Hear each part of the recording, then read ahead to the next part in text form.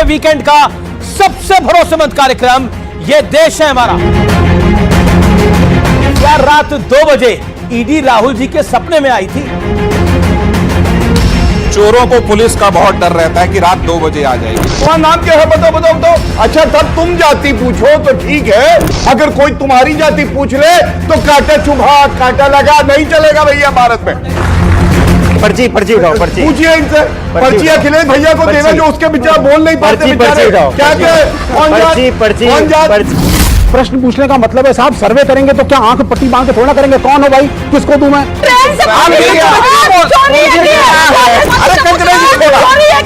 हर जगह से पानी टपक रहा है, चोरी और समाजवादी पार्टी देश में दलित के सरकारी नौकरी के प्रमोशन में सबसे बड़े विरोधी थे। बताइए आज आप देख रहे हैं ये देश है हमारा, अमीश देवगन के साथ। नमस्कार व्यूअर्स, मैं हूं अमीश देवगन और आप देख रहे हैं वीकेंड का सबसे भरोसेमंद कार्यक्रम ये देश है हमारा। पॉलिटिक्स का चक्रव्यूह ऐसा तैयार हुआ कि इसमें जाति का हलवा भी आया और सियासत का धुआंधार जलवा भी आया, और इसके बाद ईडी वाला तड़का भी आ ही गया, क्योंकि रात करीब 2 बजे जब सारा देश सो रहा था तब राहुल गांधी ने ट्वीट करके कहा कि ईडी के अंदरूनी सूत्रों ने उन्हें बताया है कि उनके खिलाफ छापेमारी की योजना बनाई जा रही है। इसके बाद सियासत का नया मोर्चा खुल गया व्यूअर्स। बीजेपी कह रही है कि चोर की दाढ़ी में तिनका है, इसलिए राहुल गांधी को ईडी का डर सता रहा है। लेकिन सवाल यह भी है कि क्या जाति के मुद्दे पर विपक्ष और कांग्रेस और समाजवादी पार्टी समूची घिर गई है, इसलिए सियासत का नया मोड़ देने के लिए ईडी का बहाना ढूंढा गया है। क्योंकि भरे सदन में जब अनुराग ठाकुर ने जाति पूछी तो राहुल गांधी से लेकर श्री अखिलेश यादव तक ताव में आ गए, गुस्से में आ गए। अखिलेश यादव ने तो यहां तक कह दिया कि जाति कैसे पूछ सकते हो हमारी। सवाल यह है कि देश भर की जाति जानने के लिए बेताब विपक्ष अपनी जाति के सवाल पर इतना आग बबूला क्यों हो बैठा है? आज इसी मुद्दे पर जनता जनार्दन के बीच, मेरे युवा मित्रों के बीच होगी देश की सबसे बड़ी पॉलिटिकल बहस। जाति का चक्रव्यूह, ईडी पर लड़ाई, आज का यह देश है हमारा, इसी विषय पर व्यूअर्स। शिव की बारात और चक्रव्यूह के बीच में है।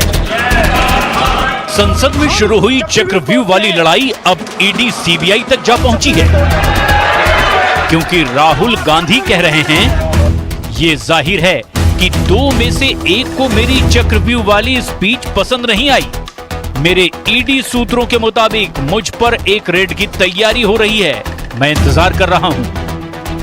राहुल गांधी जी ने जो भी सरकार के खिलाफ आज जोर शोर से अपना आवाज बुलंद कर रहे हैं लोकतंत्र बचाने के लिए, उनके सबके खिलाफ एक साजिश रची जा रही है, और ये साजिश यहाँ नहीं विदेश की भूमि पर रची जा रही है। हमले भी हो सकते हैं हमारे सबके ऊपर, राहुल जी के ऊपर। वो पापग्रस्त हैं, इसलिए रात को जाग कर जो मन में आता है वही ट्वीट कर देते। देश का दुर्भाग्य है जो राहुल गांधी संवैधानिक पद पर एलओपी हैं, सदन के अंदर तो झूठ बोलते ही हैं, सदन के बाहर भी भ्रम फैलाने का काम किए हैं। भाजपा के डीएनए में तानाशाही।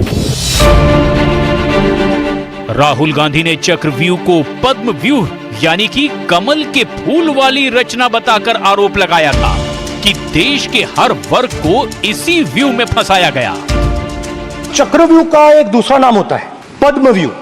हिंदू धर्म में चक्रव्यूह का ऑपोजिट क्या होता है जानते हो आप चेयर को एड्रेस मैं बताता हूं सर। शिव की बारात होती है सर। तो ये लड़ाई शिव की बारात और चक्रव्यूह के बीच में है। जहां भी आपको मौका मिलता है आप चक्रव्यूह बना देते हो, हम चक्रव्यूह तोड़ने का काम करते हैं। सर A1 A2 तो ऑलरेडी अलॉटेड है। सुप्रीम कोर्ट में नेशनल हेराल्ड केस में A1 सोनिया गांधी है एक्यूज नंबर 1 और A2 accused number 2 Rahul Gandhi है।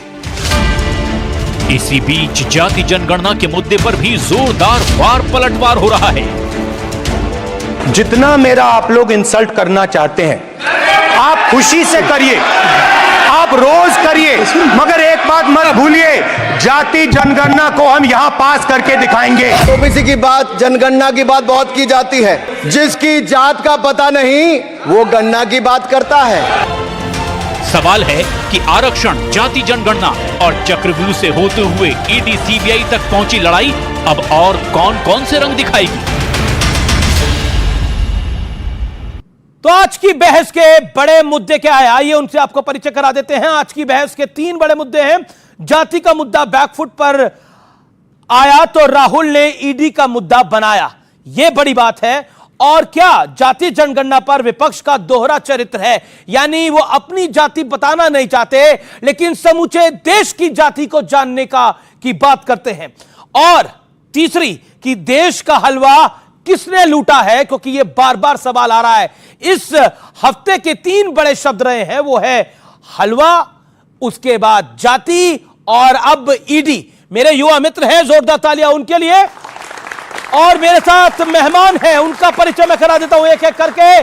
सत्य प्रकाश मिश्रा एनडीए का नेता है, जेडीयू के प्रवक्ता हैं, नीतीश विचार मंच के साथ जुड़े हुए हैं, जोरदार तालियों से अभिनंदन है। आशुतोष वर्मा प्रवक्ता है समाजवादी पार्टी के, उनका अभिनंदन है। गौरव भाटिया भारतीय जनता पार्टी के नेता है, प्रवक्ता है, सुप्रीम कोर्ट एडवोकेट है, उनका अभिनंदन है। कंचना यादव है प्रवक्ता आरजेडी की, जोरदार तालियों के साथ उनका अभिनंदन है। विवेक श्रीवास्तव है जाने माने नेता लेफ्ट के, जोरदार तालियों के साथ उनका अभिनंदन है। तो तालियों की गड़गड़ाहट बता रही है कि आज के सवाल और जवाब भी कैसे रहेंगे। तो इस कार्यक्रम की मैं शुरुआत कर लेता हूं और पहला सवाल इसी आप विपक्ष से पूछता हूं। आशुतोष वर्मा जी, क्या रात 2 बजे ईडी राहुल जी के सपने में आई थी? देखिए, ऐसा है कि अगर कोई विपक्ष मजबूती से रात में जग रहा है तो वो अपनी जिम्मेदारी पूरी कर रहा है। और ये देश की लाइन रही है कि when country was sleeping midnight son the India awakes, उसको ध्यान में रखिए। तो रात की बात और दिन और रात नहीं होता है राजनीति में। इस देश के 140 करोड़ के लिए एक मजबूत विपक्ष खड़ा है, तो दिन हो या रात हो। और मुझे बड़ा अजीब सा लग रहा है, जाति की बात पे तो तिलमिलाती भारतीय जनता पार्टी है ना। आज मुझे लग रहा है भारतीय जनता पार्टी खुद पसी दिख रही है, क्योंकि जिस प्रकार से इस देश में जाति के नाम पे गाली दी गई 3 दिन पहले, और मुझे बड़ा आश्चर्य है कि इस देश में संसद के जो अध्यक्ष हैं उनमें कार्रवाई तक नहीं की, और उल्टा हमारे प्रधानमंत्री ने उसको ट्वीट करके शाबाशी दी।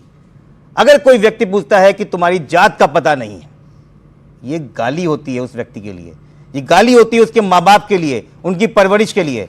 और मुझे लगता है ये गर्व का विषय नहीं है। भारतीय जनता पार्टी की फंसने की स्थिति आ गई है, क्योंकि अब भारतीय जनता पार्टी को साफ करना पड़ेगा कि इस देश में जातिगत जनगणना होगी किसी की जात पूछना गाली की तरफ है।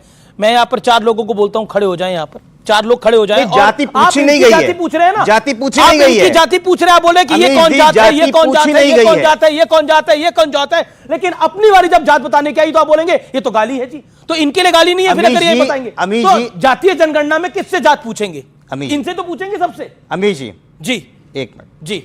भारत का संविधान पिछड़ों, दलितों, अल्पसंख्यकों को प्रोटेक्ट करता है। बिल्कुल। आप किसी से जाति पूछिए, कोई परेशानी नहीं है।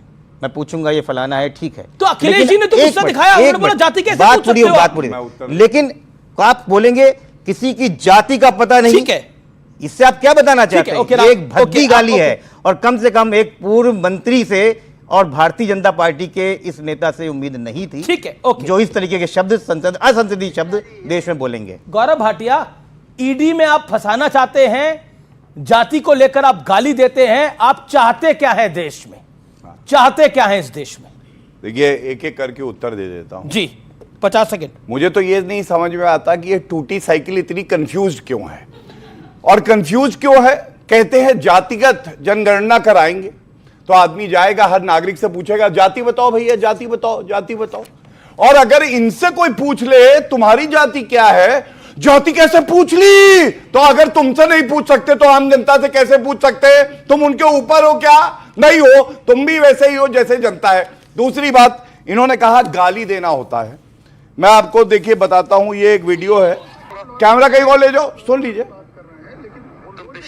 नाम क्या तुम्हारा? तुम पिछड़े हो या तुम्हारा नाम क्या है? बताओ बताओ बताओ। अच्छा, तब तुम जाति पूछो तो ठीक है, अगर कोई तुम्हारी जाति पूछ ले तो कांटा चुभा, कांटा लगा, नहीं चलेगा भैया भारत में। दूसरी, बीच में नहीं, बीच में नहीं। बीच में नहीं, आपकी बारी आएगी। विरोधाभास। अब मोटा प्रश्न, भारी प्रश्न, पता नहीं टूटी साइकिल ले पाए या नहीं। आप मुझे ये बताइए, पिछड़ों का भला करना है यही कहते हैं ना। इनकी पार्टी बने 40 साल से ऊपर हो गए। ये जनता जो बैठी है ये पूछ रही है, यादव परिवार के बाहर का अध्यक्ष नहीं बनाया तुमने, तुम क्या पिछड़ों का भला करोगे? क्यों नहीं बनाया? अखिलेश यादव को हटाओ, लाओ कोई और व्यक्ति, उसको बना दो अध्यक्ष, मानेंगे तुम भला कर सकते हो। इसका मतलब इनकी नीयत में खोट है। दूसरी बात गौरव जी, बार बार आप टूटी साइकिल कह रहे हैं, लेकिन उत्तर प्रदेश में आपसे मजबूत है ये पार्टी, 37 सीटों वाली है और देश में तीसरे नंबर की पार्टी है। अब टूटी फूटी साइकिल नहीं है, अब हट्टी कट्टी साइकिल है। संभाल के चलिए, कहीं 27 में खेलना बिगड़ जाए। अमीश भाई आपकी डिबेट में मजा इसलिए आता है, यू आर सो नॉटी। कोई साइकिल अगर चौड़ी हो जाएगी, हट्टी कट्टी हो जाएगी तो चल नहीं पाएगी। यहां साइकिल का टायर तो फटा हुआ है। आप मुझे बताइए, केंद्र में सरकार किसकी बनी? 2014 में 5 सीटें, 2019 में 5 सीटें हारे। और मुख्यमंत्री, ये तो रीजनल पार्टी है ना, मुख्यमंत्री 2 बार योगी आदित्यनाथ जी बने। इसी साइकिल को तोड़ा था और फिर से तोड़ेंगे। गुरूर इसका क्यों मालूम है? तुष्टीकरण की राजनीति करती है। मैं बात अंत करूंगा एक तथ्य और देके। आपको मालूम है कास्ट सेंसस 2011 में भी हुआ, यूपीए का हिस्सा थी समाजवादी पार्टी भी, आरजेडी भी। आप एक बार पूछेगा यह सवाल, अगर उत्तर मिल जाए सलाम ठोक के जाऊंगा, क्यों नहीं कास्ट सेंसस जो इन्होंने कराया उसको सार्वजनिक किया? क्या जनता नहीं जानना चाहती है? आपकी बात है, सत्ता से बाहर है, मोदी जी है। ने क्यों नहीं कराया? मोदी जी तो सब कुछ करेंगे, देश को आगे लेके जाएंगे। आपने क्या किया? आपकी बात में पॉइंट है, फैक्चुअल बात है। 2011 में कास्ट सेंसस हुआ, लेकिन आंकड़े जारी नहीं किए गए। आंकड़े क्यों नहीं जारी किए गए? और इस देश के कौन से 2 पूर्व प्रधानमंत्री रहे जिन्होंने जातिगण गणना पर क्या बयान दिया था और आरक्षण पे क्या बोला था? यह भी आपको जानकारी में है। कंचना यादव, 50 सेकंड आपके। You are also too naughty. उसी साइकिल पर बैठ कर आए हो और उसी साइकिल को टूटी साइकिल बोल रहे हो। वहीं से सफर आपने शुरू किया है।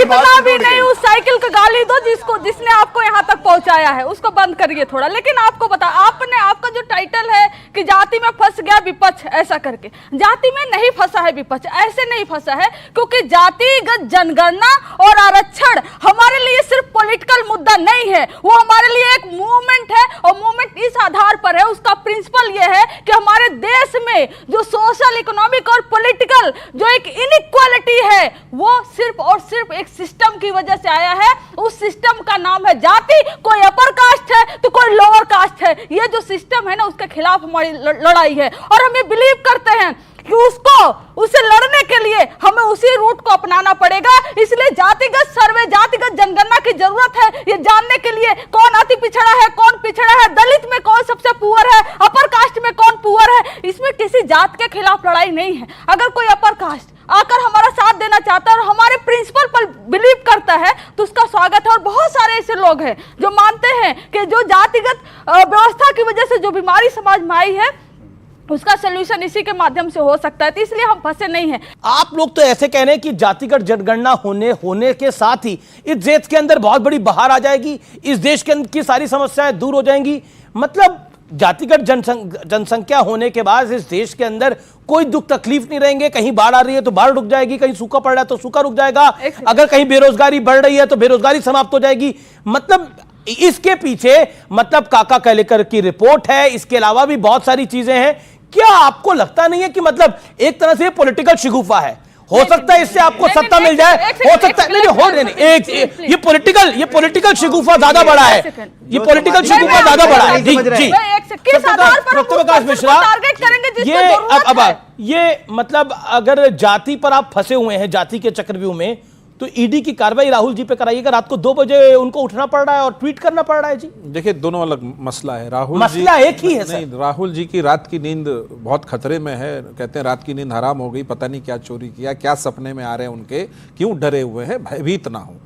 एक बात मेरा मानना है कि राहुल जी जातिगत जनगणना को लेकर बिल्कुल सीरियस नहीं है।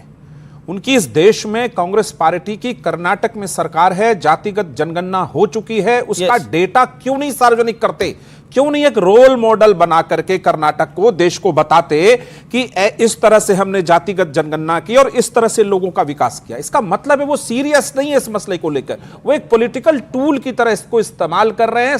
शायद उनको लगता है कि इससे जो उनकी बिखराव है, उनका जो सत्ता जा चुका है, 3 बार नकार चुके, शायद उनको जनता स्वीकार कर ले। मैं एक पॉइंट पे आता हूं कि बिहार की सरकार, जब मुख्यमंत्री नीतीश कुमार थे, तेजस्वी यादव विपक्ष के नेता थे और भारतीय जनता पार्टी भी वहां थी, सब लोग प्रधानमंत्री नरेंद्र मोदी जी से मिलने आए और जातिगत जनगणना की बात वहां रखी और बिहार में जातिगत सर्वे हुआ। वो सही कह रही थी कंचना जी कि 94 लाख परिवारों को 2-2 लाख रुपया देने की बात हुई है, 15% अति पिछड़े वर्ग का आरक्षण बढ़ा है। अगर वास्तविकता में जातिगत सच्चाई के तहत कोई जाति पिछड़ी है तो मैं, हमारी पार्टी सैद्धांतिक रूप में मानती है उसका विकास होना चाहिए, मैं सैद्धांतिक रूप में उसके समर्थन में हूं।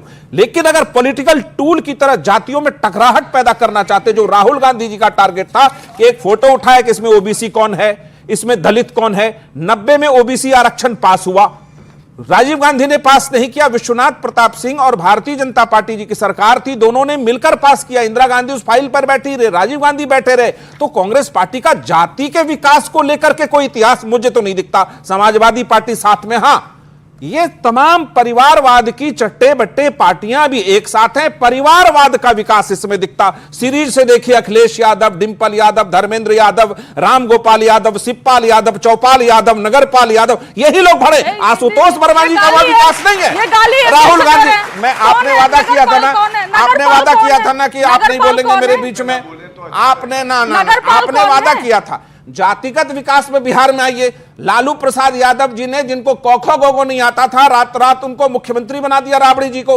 राबड़ी जी के 2 पुत्र तेज प्रताप तेजस्वी मंत्री बन गए, एक पुत्री मीसा भारती बन गई, एक पुत्री हार गई रोहिणी जी, 2 साले थे बहुत मशहूर उनके brother in law, Subhash Yadav, Sadhu Yadav, दोनों सांसद, एक राज्यसभा पहुंच गए, एक लोकसभा पहुंच गए। यह है उनके जाति के विकास का आंकड़ा कि एक ही परिवार में बैठे लोग उसकी मलाई खाते हैं।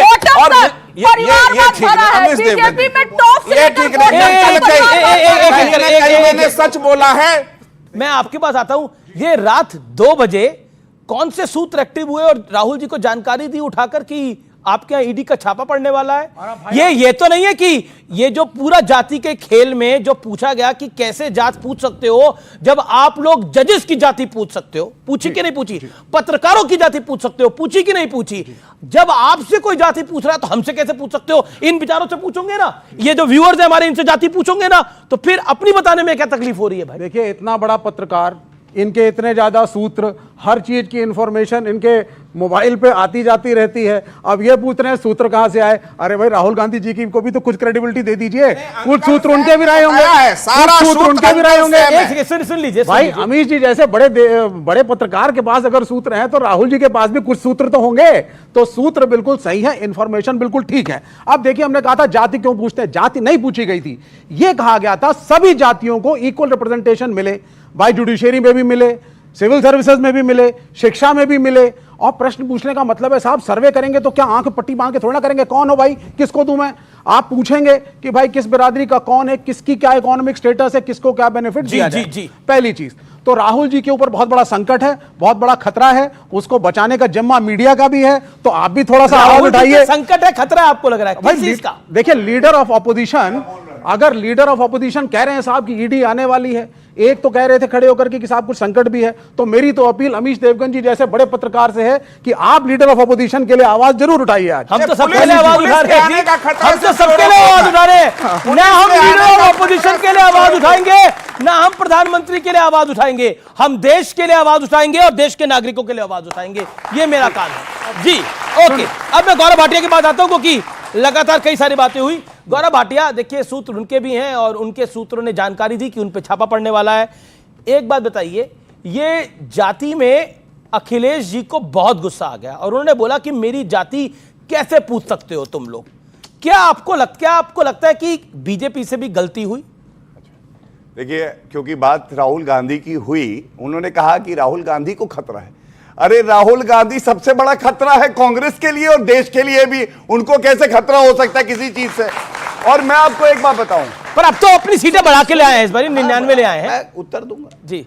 राहुल गांधी अभी कुछ सप्ताह पहले कह रहे थे देश का एक्सरे कराना है, और जब पार्लियामेंट में एक बयान दिया अनुराग ठाकुर जी ने, राहुल गांधी का नाम नहीं लिया था, लेकिन राहुल गांधी को पता चल गया कि उनका एक्सरे होने जा रहा है तो चिंतित हो गया। आपको मालूम है क्यों? उन्होंने कहा एक्सरे में पता चल जाएगा कि दिमाग नहीं है, बड़ी दिक्कत आने वाली है। इसलिए आप मुझे अमीश जी वरना बताइए, देखिए क्या होता है दोगलापन। हम लोग ये चाहते हैं, डॉक्टर अंबेडकर का नाम लेते हैं। डॉक्टर अंबेडकर ने कहा भारत को अगर एकजुट होना है, सशक्त होना है, तो ये जातियों का भेदभाव खत्म करना है। मैं क्या लेके आया हूं, एक अनोखी तस्वीर है बिहार से ही। बिहार कांग्रेस की कमेटी बनी, ये होर्डिंग लगाया गया, नेता भूमिहार समुदाय, दलित समुदाय, राजपूत समुदाय, मुस्लिम समुदाय। तस्वीरों के नीचे ये नहीं लिखा इंजीनियर है, डॉक्टर है, कैसे आपका भविष्य उज्जवल करेगा। वो ये बता रहे कौन सी जात का है। आपको लगता है देश इससे आगे यही चलता है ना, यही चलता है पॉलिटिक्स के अंदर। चलता क्या? आप भी तो मंत्रियों की जाति बताते हैं, आप कहते हैं इतने 32 ओबीसी है, इतने एससी है, इतने एसटी, बताते हैं कि नहीं बताते? वो भी बताते हैं। चलता क्या है, अपनी बात पूरी कर लूं फिर ये बोले जी। चलता यह है कि नरेंद्र मोदी जी आते हैं, ओबीसी समाज से हैं, उनको गाली देते हैं कि सारे मोदी चोर हैं।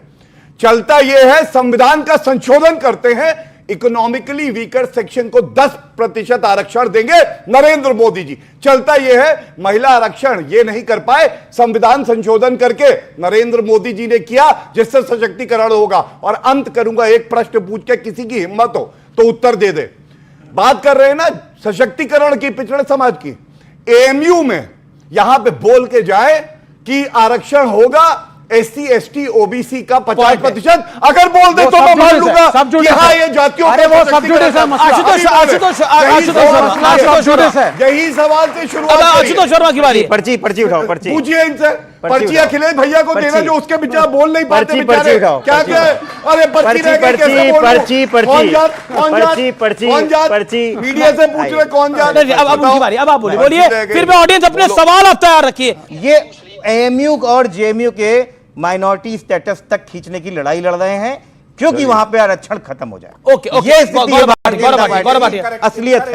अब बोलिए सत्यप्रकाश। इन्फॉर्मेशन इनकरेक्ट है। आपको पता नहीं पिटिशनर कौन है? जामिया मिलिया इस्लामिया के माइनॉरिटी इंस्टीट्यूशन के खिलाफ प्रशांत भूषण लड़ रहे हैं। जब वो माइनॉरिटी इंस्टीट्यूशन कपिल सिब्बल ने घोषित किया, उसके एक महीने अंदर उन्होंने पिटीशन फाइल किया कि सरकारी अनुदान से चलने वाला केंद्रीय विश्वविद्यालय एक अल्पसंख्यक विश्वविद्यालय नहीं हो सकता। इस पे बहस की जा सकती है। सवाल है कि 370 भी जिस राज्य में था, वहां भी तो ओबीसी एससी एसटी रिजर्वेशन नहीं था, उस पर तो सवाल आपने नहीं उठाया।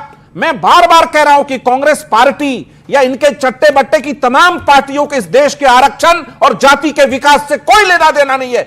विवेक जी 30 सेकंड। देखिए, सबसे पहली बात है, केंद्र में सरकार है, सरकार आपकी है, एनडीए में आप हैं, लड़ते आप विपक्ष से हैं। सब जाति के चक्रव्यूह में हम हार गए। आप बिना लड़ाई के, झगड़े के, आर्गुमेंट के एक ब्लूप्रिंट बना करके सरकार को, जनता को, पार्लियामेंट को क्यों नहीं देते कि हम जातिगत जनगणना कराएंगे या नहीं कराएंगे? कराएंगे तो कब तक कराएंगे? क्या मेथोडोलॉजी होगी? बात खत्म। आप आर्गुमेंट करते हैं, आप राहुल गांधी को इंस्टिगेट करेंगे, आप गिरिराज सिंह कहते हैं कि राहुल गांधी, ब्लूप्रिंट का गिरिराज सिंह ने बोला कि राहुल गांधी एलओपी बनने के लायक नहीं है। नहीं, उनके बोलने से कुछ नहीं होता। उनके बोलने से कुछ नहीं होता। हाँ। क्यों बोला गया वो एलओपी बनने के लायक नहीं है? उनको पता चल जाएगा। एग्रीकल्चर मंत्री है गिरिराज सिंह, आपकी सरकार में एमएसपी नहीं दिया। शिवराज सिंह चौहान आपकी सरकार में मंत्री है, उन्होंने शकुनी और बहुत कुछ बोला है राज्यसभा में। राष्ट्रीय अध्यक्ष इनकी पार्टी के स्वर्गीय मुलायम सिंह यादव जी थे, मुख्यमंत्री बेटा अखिलेश यादव था, और स्टेट प्रेसिडेंट प्रदेश के अध्यक्ष शिवपाल यादव जी थे। चचा रामगोपाल यादव जो है वो लीडर थे राज्यसभा में और चीफ स्पोक्स पर्सन थे, और उनके साथ अक्षय यादव, तेज प्रताप यादव और तमाम और लोग जो थे, वो इनके आदित्य यादव अभी सांसद बने हैं, एक परिवार का भला कर रहे थे। मैं फिर कहूंगा, नरेंद्र मोदी जी वो हैं जिन्होंने देश के हर नागरिक को अपना परिवार समझा है, और ये वो है जिन्होंने अपने परिवार को देश समझ लिया है। जनता किसको चुनेगी? ईडी का सपना रात को 2 बजे कैसे आ गया? रोकने के लिए कैसे आया? देखिए, चोरों को पुलिस का बहुत डर रहता है कि रात 2 बजे आ जाएगी। ये कहीं ना कहीं उनके मन में कोई खोट है, इतना ही है और कुछ है नहीं। लेकिन राहुल कहाँ बीच में क्यों बोलने लगते हैं?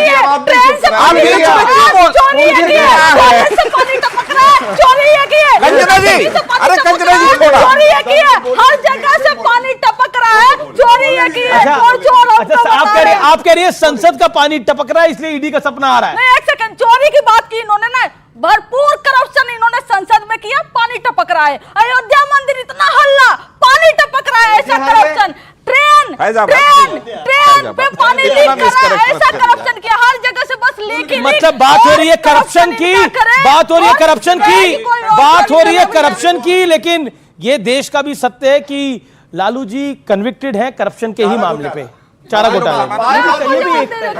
परिवार में लालू जी के परिवार में बहुत सारे लोग। एक सेकंड, ये रात को 2 बजे की कहानी क्या है? देखिए, मैंने पहले भी कहा कि चोर को रात एक सेकंड चोर को रात निवेदन स्वीकार करें का खतरा कहीं ना कहीं है। मुझे ये आश्चर्य लग रहा है कि राहुल जी कहां, किस ईडी और कौन से मनी लॉन्ड्रिंग में खुद शामिल है कि ये सब सपने ईडी के उनको आ रहे हैं। इतना नॉन सीरियस कमेंट अगर वो सच में इसमें शामिल नहीं है तो नहीं करना चाहिए था। पॉइंट 1। क्या आपको लगता है राहुल जी का केजरीवाल अवतार है? केजरीवाल जी भी ऐसे कहते थे ईडी आ जाएगी, ईडी आ जाएगी, ईडी आ जाएगी। आजकल दोनों साथ हैं तो हो सकता है फोटोकॉपी में कुछ ट्रांसफर इनके पास जानकारी होगी। राहुल जी के साथी अखिलेश जी बैठते तो क्या बताया? देखिए, उनको तो बताया होगा। देखिए, जहां तक मुझे पता है कल राहुल जी वायनाड में थे और कोई फर्क नहीं पड़ता है। ईडी सीबीआई सदस्यता रद्द करने के बाद भी भारतीय जनता पार्टी हार गई, अयोध्या हार गई।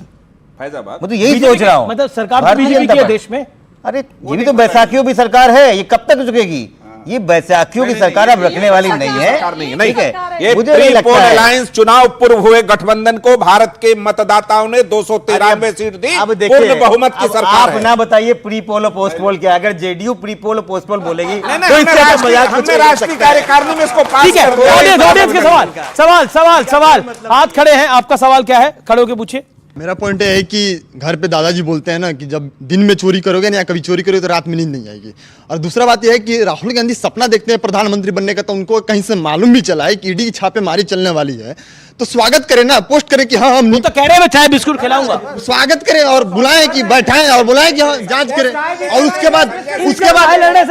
बाद संसद भवन की वो चर्चा करते हैं जो पूरा दिल्ली डूबा बैठे हैं। एक संसद भवन में पानी सिर्फ नहीं टपक रहा है, पूरे दिल्ली डूब चुकी है। अगर आप सशक्तिकरण करें किसी का, जैसा मैंने बताया संविधान का संशोधन करके उनको आप सशक्तिकरण करें और मुख्य धारा में जोड़े तो ये सही है। लेकिन आप अपने परिवार के ही सदस्यों को आगे बढ़ाएं और सोचें ये पिछड़े समाज का सशक्तिकरण है, तो वो बिल्कुल गलत है। और आपने देखा मैंने 2 बार वो सवाल पूछा, दोनों ने उत्तर नहीं दिया कि यादव परिवार के बाहर का अध्यक्ष तक नहीं बना पाए। तुम सशक्तिकरण प्लीज, लेफ्ट वाले तो लेफ्ट आउट, नहीं लेफ्ट आउट छोड़ो चाइना। प्लीज डोंट बोलेंगे तो ये मेरा निवेदन है एक एक करके और 10-20 सेकंड में जवाब दे दिया। भाजपा का प्रवक्ता बोलता है तो बीच में। अच्छा, आप सवाल का जवाब दीजिए। देखिए, जाति का खेल तो आप भी खेलते हैं ना। हाँ, खेलते हैं ना। जो हमने किया जाति सशक्तिकरण के लिए मैं आपको तथ्य दे रहा हूं, ईयू नहीं बात कर रहा हूं। अभी इन्होंने मुझे बताया कि जो है आप 9 शेड्यूल में क्यों नहीं डाल देते। इन्होंने तो पढ़ाई करी नहीं संविधान की, ये भी चारा घोटाले में चारा खा रहे थे जानवरों का। इनको ये नहीं पता है, फिर चिल्लाने लगी, अब चिल्लाने लगी। एक नंबर के लफंगा जैसी बात कर रहे हैं। ये अभी जी आप तय कर लीजिए, अभी मैं कुछ बोलूंगा तो बहन को बुरा लग जाएगा। मत करिए। अच्छा चलिए, एक नंबर का लफंगा जैसी बात कर रहे हैं। चुप कराइए बिल्कुल। ये व्यक्तिगत टिप्पणी कहलाती है। महिला होके भी इनको हक नहीं इस तरह की टिप्पणी करे। चुप रहिए। अच्छा मैं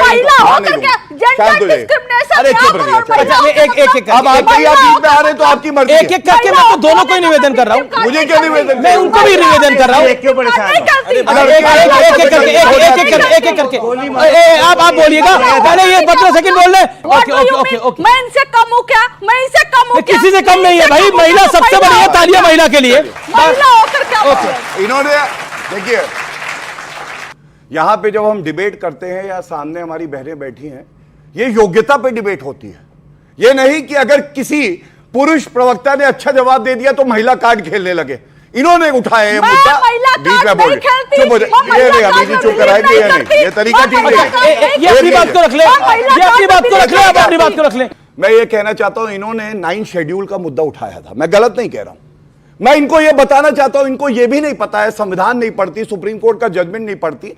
आईआर कहलो का केस आया, सुप्रीम कोर्ट का है। आपको मालूम है क्या कहता है? अगर आपने 9 शेड्यूल में भी कोई कानून डाल दिया है, बेसिक स्ट्रक्चर का अगर उल्लंघन करता है तो वो अनकॉन्स्टिट्यूशनल है। इनको बताना चाह रहा हूं ये बात। अब आप मुझे बताइए, यहां सारे दर्शक बैठे हैं, संविधान की बात करो, सुप्रीम कोर्ट की बात करो, इन लोगों को अच्छा नहीं लगता है, बिना पढ़े लिखे आते।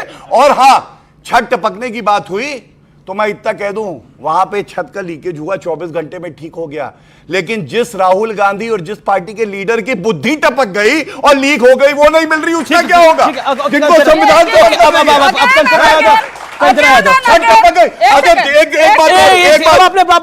बात हो रही है, तीन हमारे भाई बहन उनकी जान चली गई, उसको उसमें आपको पता है, वो उस विषय पर सबका दुख है और मुझे लगता टिप्पणी करी, ये सवाल पूछिए, पूछा ही नहीं गया वो सवाल। बार ये कह रहे हैं हमको ज्ञान नहीं 9 शेड्यूल का, बेसिक प्रिंसिपल, बेसिक स्ट्रक्चर हम भी जानते हैं। तमिलनाडु में कैसे मोर देन 50% आरक्षण, कोई तो स्टेट मॉडल है ना, आप उस मॉडल के आधार पर आपने 9 शेड्यूल में क्यों नहीं डाला? आपकी मंशा, आपकी नियति खराब रही है, नहीं डाली। कंचना जी, आपने तमिलनाडु की बात करी, उसका डिसीजन जो है वो ऑनरेबल सुप्रीम कोर्ट में पेंडिंग है। एक सेकंड, लेकिन मैं ये बात पूछ रहा हूं कि ये जाति वाले पूरे खेल पर जब विपक्ष बैकफुट पे आया तो राहुल जी ने ईडी की बात कर दी रात को 2 बजे। क्या आपको लगता है? देखो, पहली बात ये गलत है, हम ना बैकफुट पर थे, ना है, ना रहेंगे। हमारे लिए जातिगत जनगणना और आरक्षण एक तो ईडी की बात क्यों? अचानक ईडी की बात क्यों? लेकिन ये राहुल जी का केजरीवाल अवतार क्यों? हर रोज आपके चैनल पर चलता है सूत्रों के हवाले से, ये सूत्रों के हवाले से। हमने कभी पूछा कि आपके क्या सूत्र हैं? आपने तो हमें नहीं, बिल्कुल अच्छा सवाल पूछा, और ये प्रोटेक्शन मुझे संविधान देता है, लेकिन नेता को वो प्रोटेक्शन संविधान नहीं देता है। वो जिस संविधान की आप बात करते हैं वो प्रोटेक्शन मुझे संविधान देता है। मैं अपने सूत्र कोर्ट में भी डिस्क्लोज ना करूं, वो रक्षा मुझे भारत के संविधान ने दी है, बाबा साहब भीमराव अंबेडकर ने दी है, क्या नेता को भी दी है? नहीं, एक सेकंड, राहुल गांधी जी अपने सूत्र बता दे ताकि वो ईडी का ऑफिसर कल उसका गला काट के उसको बाहर निकाल दिया जाए। गला काटने का मतलब है नौकरी छीन लेने से। 1 मिनट, ठीक है, शब्दावली पे आप कट कर सकते हैं, लेकिन एक सेकंड, मैं एक कमेंट में करना चाहती हूँ और बहुत भद्दा इनके पे कमेंट करना चाहती हूँ। नॉर्मल जो ह्यूमन बीइंग होते हैं उनकी दिमाग की कैपेसिटी होती है 1350 ग्राम से सीसी से 1400 सीसी, इनके में 40 भी नहीं है, और इनके पूरे गवर्नमेंट में भी 40 नहीं है। ठीक है, लेकिन एक बड़ी बात बोली, एक सेकंड, देखिए अभी आरजेडी और बीजेपी का तूफानी टक्कर चल रही है। एक पॉइंट है, उन्होंने बोला कि देखिए राहुल जी को किसी ईडी के बंदे ने सूत्रों के हवाले से जानकारी दी होगी, यानी सिस्टम में अभी भी गांधी परिवार के लोग हैं। गौरव जी, 10 साल से सरकार में आप हैं और राहुल जी आरोप लगाते हैं कि सब आरएसएस के लोग आ गए हैं, लेकिन गांधी परिवार के भी कुछ लोग हैं, उन्हीं के सहयोगी ने खुलासा करा थोड़ी देर पहले। देखिए, सबसे पहले तो कांग्रेस की हालत तो इतनी बुरी है कि अमीश देवगन जैसे पत्रकार के सामने अपना प्रवक्ता नहीं भेज पाते, और मैं गारंटी दे रहा हूं राहुल गांधी भी आपके सामने 1 मिनट नहीं खड़े हो पाएंगे। उनकी राजनीतिक हैसियत नहीं है। क्यों, मैं बताता हूं। आपको मालूम है, भारत के राजनीतिक इतिहास में एक परिवार के 3 सदस्य बेल पे बाहर हो भ्रष्टाचार के आरोप पे, वो परिवार कौन है? गांधी परिवार है वो। और मैं क्या लेके आया हूं? विवेक जी की बारी आएगी इसके बाद। चिल्ला रही है ना, रिपीट टेलीकास्ट है। ठीक है, चारा है भैया, भैंस दे। ओ भैंस है, भागो भैया, भागो, चारा खाओ, चलो उतर। तो आप चुप कराइए, आपकी जिम्मेदारी है। ये बीच में जो बोल रही है तरीका ठीक नहीं है। आपके लिए मैं चारा लेकर आऊंगी और आपको बैठा कर यहाँ पर चारा खिलाऊंगी। ठीक है, देखेंगे।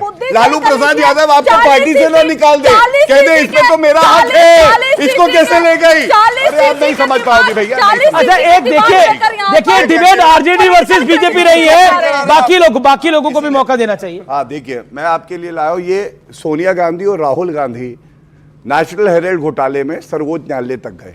इन्होंने कहा ये जो आरोप लगे हैं झूठे हैं, इसको रद्द कर दिया जाए, और इसी में लिखा हुआ है सुप्रीम कोर्ट के जजमेंट में कि हम रद्द नहीं करेंगे। अब आप मुझे बताइए, सर्वोच्च न्यायालय से ऊपर तो कोई है नहीं। ये भ्रष्टाचारी वो है, अपने स्वर्गीय पिताजी की पेंटिंग बेच दी 2 करोड़ रुपए में प्रियंका वाड्रा गांधी ने। ये तो देश को बेचते हैं, और मोदी जी ने कसम खाई है ऐसे भ्रष्टाचारियों की एक ही जगह है, जेल की सलाखों के पीछे। विवेक सवाल तैयार रखिए, जो सवाल पूछा जाता है वो, जो जिसने नहीं पूछे सवाल पीछे है। एक सेकंड, देखिए, पहली चीज मैं 10 सेकंड लूंगा सिर्फ। हाँ, बोलिए। पहली चीज, 30 सेकंड आप सारे बच्चों ने, और यहां सॉफ्टवेयर इंजीनियर्स की भरमार है आज, मैं बड़ा खुश हूं, इस कंपनी के बच्चे आए हैं। आपने क्या ऑब्जर्व करा? आपने प्रश्न भी अच्छे पूछे कि बीजेपी के प्रवक्ता सिर्फ और सिर्फ पर्सनल अटैक्स राहुल गांधी पे किए जा रहे हैं। कभी कहते हैं कि उनके दिमाग नहीं, अरे भाई, he is the leader of opposition, और आप एक रूलिंग, एक सिविलाइज्ड डेमोक्रेसी के रूलिंग पार्टी और गवर्नमेंट के प्रवक्ता हैं। You are suppose to take the name of leader of opposition with respect. क्या ये हो रहा और है? मोदी जी का क्या ये नाम एटीट्यूड चौकीदार चोर है कहा था? सॉरी देश के प्रधानमंत्री को चौकीदार चोर है इस वक्त किसी ने कुछ नहीं कहा, बेवकूफ है, इस वक्त किसी ने कुछ नहीं कहा। कैसे आप बताइए? डिस्कशन हमने, देश के प्रधानमंत्री का नाम कैसे हमने नहीं कहा सर, बताइए, हमने नहीं मैं कहा। पूछ रहा हूं, सुनिए आपने पहले। क्या किया? राहुल गांधी ने कहा कि आप सुनिए पहले सर, गलत कहा, आप सही कहा, पहले बताइए सुनिए सर, नहीं बताइए। आपने उनके परिवार पे अटैक किया। गौरव गौरव बीच में नहीं, आप विवेक जी बीच में नहीं बोले। तो ये सवाल पूछिए। ओके, उनको जवाब तो देने दीजिए पूरा। विवेक जी बोलेंगे, विवेक जी की टर्न है, प्लीज। ये पूछेंगे मेरे विवेक जी मित्र सब पॉइंट तो रखेंगे ना अपना। गौरव भाटिया, ये कैसे ऐसे डिबेट नहीं करते? देखिए, अच्छा ठीक है, शांत रहे। विवेक जी आपकी टर्न मेरे है सर। भाई गौरव भाटिया, हम रोज डिबेट में आते हैं, डिस्कशन करते हैं और एक दूसरे का सम्मान करना आवश्यक है। मेरा यह कहना है सर, सुन तो लीजिए, सुन लीजिए सर, वो परिवार जिसने 2 शहीद प्रधानमंत्री इस देश को दिए, एक को लिट्टे ने मारा, फिर राजीव गांधी, सुनिए सर, और एक को खालिस्तान के आतंकवादियों ने मारा। कम से कम वो इतना रिस्पेक्ट हमारे से डिजर्व करते हैं कि उनका भी एक कंट्रीब्यूशन देश में है। तो पर्सनल अटैक्स को लीडर ऑफ ऑपोजिशन के प्रति, इसके लिए इंडिया अलायंस आपकी भर्सना उसी करता है। पार्टी का एक सांसद एक खालिस्तानी अमृतपाल सिंह का समर्थन करता है, जिसमें पूरी पार्टी को माफी मांगनी पड़ती है। नहीं सर, ये भी हुआ ना, हमने जो चरणजीत सिंह चन्नी ने करा ना समर्थन, उन्होंने कहा, बीच सदन में करा समर्थन, इलेक्शन कमीशन पार्लियामेंट में करा और पूरी पॉलिटिकल एम्बैरेसमेंट करी पूरे ऑपोजिशन के लिए। क्यों दिया उनको? सत्यप्रकाश मिश्रा, विवेक जी ने बहुत अच्छी बात कही है। लोकतंत्र में शालीनता और शब्दों की, बहुत सुंदर शब्दों का इस्तेमाल होना चाहिए, लेकिन जब वो लोग कांग्रेस पार्टी सत्ता में थे, किसी प्रधानमंत्री को क्या क्या नहीं कहा, मौत का सौदागर, हत्यारा, नीच व्यक्ति, ऐसे ऐसे गंदी शब्दों का इस्तेमाल किया है प्रधानमंत्री मोदी के बारे में कि नरेंद्र मोदी तो डर के भाग गया, तुम तड़ाक चुनाव में चौकीदार चोर है। आप उम्मीद करते हैं कि आपको फूल का माला पहनाए हम? ये नहीं हो सकता। देश के अंदर हमें बढ़ना है सबको लेके, तो यहाँ पे जाति आती क्यों है? जाति आने का मतलब ये है कि हम आप कह रहे जाति आती क्यों? मैं कहता हूँ जाति जाति ही नहीं है सर, बिल्कुल आती नहीं। क्यों आ रही है? क्योंकि जब हमें बढ़ना है बिजनेस, आपको पांचों को सुन के समझ में आ रहा जाति क्यों आती है? समझ गया मैं। जी बिल्कुल, जिस देश को बढ़ाने वाले सिर्फ बिजनेसमैन है और जॉब करने वाले हैं, उनसे कभी नहीं पूछा जाता कौन जाति का है, किस जाति के हो। उनसे काम की वर्कबिलिटी देखी जाती है, कौन कितना काम कर सकता है। बट जाति बहुत अच्छा पॉइंट है, ताली बजाइए, ये पॉइंट बहुत अच्छा है। और सवाल किसी का है? जी जी जी जी जी जी जी क्या सवाल है? बोलिए। अच्छा सर, आपने कहा रिस्पेक्ट की जैसे बात चल रही है कि रिस्पेक्ट, जैसे नाम में आपने कहा कि हर पार्टी को रिस्पेक्ट मिलना ज़रूरी है। फिर अभी इतने टाइम से हम ये क्यों सुनते थे कि चाय वाला प्रधानमंत्री है, चाय वाला प्रधानमंत्री, तब रिस्पेक्ट कहाँ पे गया? ये एक पॉइंट है। चाय वाला होने पे कटाक्ष नहीं किया, किसी ने नहीं किया। विवेक जी इतना बिल्कुल सफेद भी मत लाल बहादुर शास्त्री देश के प्रधानमंत्री कांग्रेस पार्टी के थे, गरीब घर के थे, और गंगा के अंदर वो अपना एक हाथ से किताबों को पकड़ के नहा के अक्रॉस द रिवर पढ़ने जाते थे। ये भी कांग्रेस का एक प्रधानमंत्री रहा है। और सवाल तो ये कहना गलत है। मैं ये कहना चाहता हूं कि कब तक कांग्रेस पार्टी और राहुल गांधी ये विक्टिम कार्ड खेलते रहेंगे, क्योंकि मुझे लगता है जो उनके सूत्र है ना, जो इतने वक्त से कह रहे हैं कि ईडी की रेड आएगी, मुझे लगता है कि ईडी की रेड आएगी। सबसे पहले तो आपको घबराना नहीं चाहिए, क्योंकि अगर आप सही हो तो, और अगर आप घबरा रहे हो तो मेरे ख्याल से मुझे बोलने की जरूरत नहीं है कि क्या हो रहा है। जी ओके, बिल्कुल क्रांतिकारी तरीके से आशुतोष वर्मा का। अब आशुतोष वर्मा को भी, वो भी इंडिया अलायंस के हैं, सरकार के देश की नंबर 3 पार्टी हो गई है, उनको मौका तो दीजिए थोड़ा 30 सेकंड। ओके वर्मा जी, मतलब अगर मतलब ईडी की रेड पड़ भी रही है, अभी तक तो ऐसा कुछ नहीं है, लेकिन अगर पड़ भी रही है तो अगर कुछ गलत नहीं किया तो पब्लिक की तरफ से सवाल आ रहा है, तो डर क्यों हो रहा है? देखिए, भारतीय जनता पार्टी की जो मोडस ऑपरेंडी है वो यही है। आपको ही पता है कि पिछले 10 सालों में भारतीय जनता पार्टी में कितने भारतीय जनता पार्टी के लोग ईडी और सीबीआई के सामने गए? शायद कोई भी नहीं गया होगा। लेकिन विपक्ष के कोई भी व्यक्ति है उसमें जाती है, और राहुल गांधी और साथ में सोनिया गांधी जी खुद 8-8 घंटे 10-10 घंटे बैठ चुके हैं। इसमें किसी को कोई परेशानी है, कोई परेशानी नहीं है। आए अपनी निष्पक्ष जांच करें। वो तो खुद कह रहे हैं कि हम चाय बिस्कुट पिलाएंगे। यहाँ पे पिछड़े दलितों के साथ अपमान हो रहा है, इसलिए सामाजिक न्याय की बात करनी जरूरी है, इसलिए इस देश में जातिगत जनगणना होना है। जो पिछले 5000 साल से मेरे भाई पूछ रहे थे कि जाति क्यों जरूरी है, जाति इसलिए जरूरी है कि प्रधानमंत्री जब अपनी कैबिनेट बनाते हैं तो आपने क्या बोला? ये जाति पिछले 5000 साल से? नहीं, हाँ बिल्कुल, जाति का 5000 सालों से चल रहा है। ये डाटा आपके पास कहां से है? 5000 साल से है सर? फिर आप पढ़िए इतिहास। अब इसमें मैं बोलता हूं सर, ये देश ये है, ये देश ये है जहां पे वाल्मीकि की रामायण पढ़ी जाती है, हाँ, बिल्कुल बिना पढ़ी जात को जाती देखे, है। और कैसे वासुदेव पढ़ी जाती है? कृष्ण की मंदिर में पूजा की जाती है बिना जात को देखकर। इसलिए ये 5000 साल का, ये 5000 साल का नहीं है, ये अंग्रेजों का दिया हुआ, ये अंग्रेजों का दिया हुआ हमें प्रकोप है। इसे 5000 साल के साथ मत जोड़िए। इसलिए मेरा, अरे ये तो देश वो है जहां केवट की नाव में राम बैठे, जहां शबरी के बेर राम ने खाए, वानरों की सेना बनाई और एक ब्राह्मण, एक अखंड अज्ञानी ब्राह्मण रावण का वध किया। यह देश तो वो है। इसलिए 5000 साल का इतिहास जातिगत नहीं है, यह सिर्फ अंग्रेजों का दिया हुआ हमें इतिहास है, जिसको हम ढो रहे हैं और जिससे हम समाज में बंटवारा कर रहे हैं लगातार। आजाद भारत के बाद बिल्कुल वेदोपनिषदों में जात की बात नहीं है, पहली बार नहीं है। मैं इसको काउंटर कर सकता हूं। अमीश जी, आजाद भारत के बाद पहली बार कोई प्रधानमंत्री ऐसा है जिसने अपनी कैबिनेट मंत्रियों के सामने उसकी जाति लिख के मैंने बताई सवाल है। बोला, मैंने और ये सवाल खतरनाक पूछा। है। एक सेकंड में आ रहा ये हूं। जाति का दंश सबको ये क्या झेलना पड़ा है। 5000 साल का इतिहास है हमारा जाति का? आशुतोष जी थोड़ा ज्यादा बोल गए, 5000 साल का नहीं है। ऐसे अंबेडकर ने भी लिखा है कि ऑल शूद्रास वी आर छत्री, तो सब छत्री थे। जाति व्यवस्था अंग्रेज जब आए तो उन्होंने इसको कैटेगराइज किया है। उन्होंने 6000 जातियां हैं। लेकिन एक बात स्वीकार करना पड़ेगा कि जातिगत भेदभाव इस देश में हुआ है, दलितों के साथ हुआ है, पिछड़ों के साथ हुआ है, पिछड़ों, अरे रुको यार, 47 में तो कोई इनकार नहीं कर सकता। बता रहा हूं ना कब से हुआ है। एक्चुअली नेहरू जी के सामने भी प्रस्ताव आया था कि जातियों का विकास करे। अब 47 में नेहरू कांग्रेस किए नहीं, राजीव गांधी उनको बोले कि इडियट को आगे नहीं बढ़ाऊंगा। तो उस समय जो आरक्षण का विरोधी था आज आकर के डमरू बजा रहा है। तो जाति के साथ तो अन्याय कांग्रेस पार्टी ने किया है। ये नहीं, देश में जातियां हैं। आरजेडी प्रवक्ता जी से मैं उम्मीद करूंगा जब मैं ये वक्तव्य दे लूंगा तो उत्तर जरूर देंगी। इन्होंने अपनी बातों में कहा बिहार में जात के खिलाफ लड़ाई है। 1990 का लालू प्रसाद यादव का एक बयान है, भूरा बाल साफ करो, भ से भू से भूमिहार, राजपूत, ब्राह्मण और लाला साफ कर दो। मतलब साफ कैसे, मार के करना है कि हटाना है क्या? अब एक बात बताइए, जो साफ करने की बात कर रहा है उस पर कोई टिप्पणी करेंगी? लालू प्रसाद यादव से बड़ी तो नेता नहीं है। ठीक है, जनता को हक है जानने का उत्तर देने। क्या लालू जी ने ये बोला था भूरा बाल साफ करो? गोपालगंज टू रायसीना लालू जी की जो आत्मकथा है उन्होंने साफ लिखा है कि मैंने ये कभी नहीं बोला था, ये क्रिएट किया गया हुआ था कुछ लोगों के द्वारा टेंशन क्रिएट करने में जातियों के बीच में, और उसी को प्रोपेगेट कर रही है। लालू जी ने कभी नहीं बोला था भूरा बाल। और लालू जी ने इसका पॉलिटिकल माइलेज तो लिया, बिल्कुल लिया, भूरा बाल साफ करो का। लालू जी ने बोला ही नहीं था। उनको बदनाम करने के लिए, जातियों के बीच टेंशन बढ़ने के लिए, उनकी पॉलिटिकल करियर को खत्म करने के लिए क्रिएट किया गया था इनके जैसे मानसिकता वालों के द्वारा।